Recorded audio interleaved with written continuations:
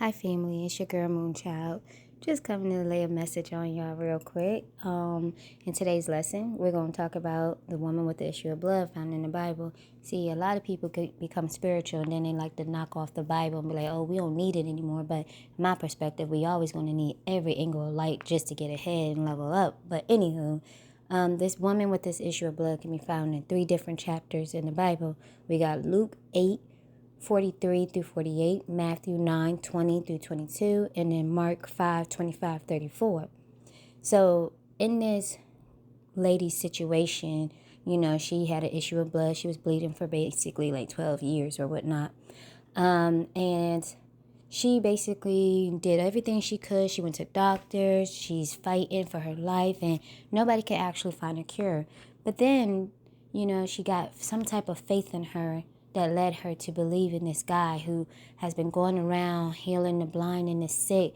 And she's like, hold on, if I could just touch him or his garden, if he that powerful, then I shall and will wake up, right?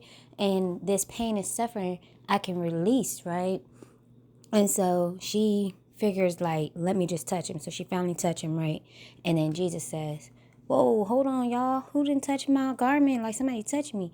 And of course his disciples around there, they're like, yo, Jesus, you tripping. Like, it's a lot of people around here. I'm pretty sure somebody laid a hand on you. And of course, Jesus like, nah, something about that hand. You know how we get. Something about that touch. It just didn't feel right. It didn't go well. And so the woman with the issue of blood confessed like, hey, I've been bleeding for 12 years and I just have faith in my belief system that if I just touch the hem of your garden, then I shall be healed. And I was instantly healed. And he was like, oh, goodness, daughter, that is so grateful. And because of your faith, right? That's your key word, faith. You are now healed from all your suffering. So I know you're like, dang, Moonchild, what are you telling me this for? Like, I heard this all my life. So I want to take you time to tell you to check this out for yourself, right? So we the woman with the issue of blood. Look at yourself, right? We are in a curse of a generational curse. When we see families broken, heartache, and pain, we are just so like far gone from ourselves. And when somebody come around with words of wisdom, we end up like changing and shifting our belief system to gravitate to a new perspective of life.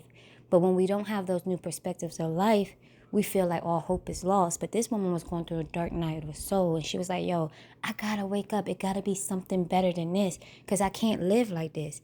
So she touched the hem of his garden, and I'm like, all right, how does this apply to me, right?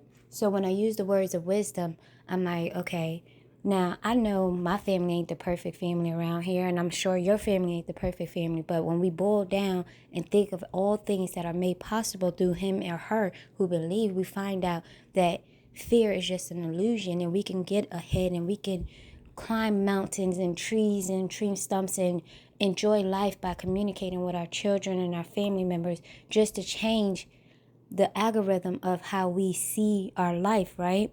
So now what I'm saying is, you are a woman with an issue of blood. You are a brother with an issue of blood, because it runs in a generation. But what are you going to do to that solution to the problem, right? Are you going to use the same solution that mama, daddy, and grandma used to get ahead? Or are you going to try to figure out something new? And when that something new don't work out for you, then what you going to do next? That's what life is about. Figuring out through obstacles, right? How do we get ahead and how do we stay strong?